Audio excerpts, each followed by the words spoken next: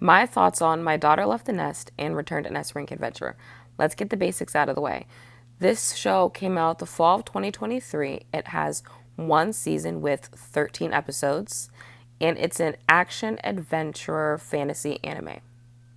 This anime is about this guy who was an S rank adventurer until he loses his leg to a beast. And he ends up finding a baby in the forest. That's kind of the whole gist of it. Then that baby grows up to be an S rank adventurer in her own right because she follows her father's footsteps, and then she comes home and disrupts his peaceful life. Let's talk about the intro. Do you guys see this button right here? Yeah, I click it every time. I honestly have such a bad habit of skipping the intro every single time. And ideally, I should watch the intro at least once, right? Once, so I know what's happening. But do I do that? No, I don't. I went to this after party at the anime convention in New York City a couple years back, and everyone was dancing to the anime theme songs, and I was like the only one who didn't know one. Why? Because I skip the intros. So my new rule is watch the intro one time. But I'm also impatient and I just want to get into the story. So will I actually do that? Only time will tell. But for the sake of this video, I did in fact watch the intro. And it was cute. I mean, I wouldn't say there was anything particularly memorable about it, but I will say I really liked the music. I don't know what they're saying, but the music was fire.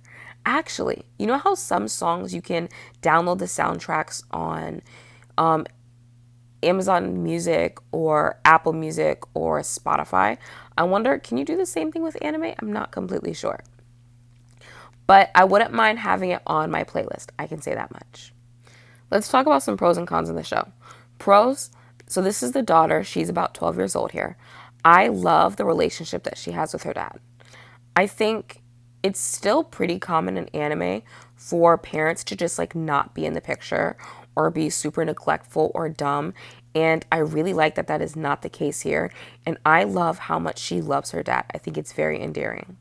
And I also love that the anime does center around an older man.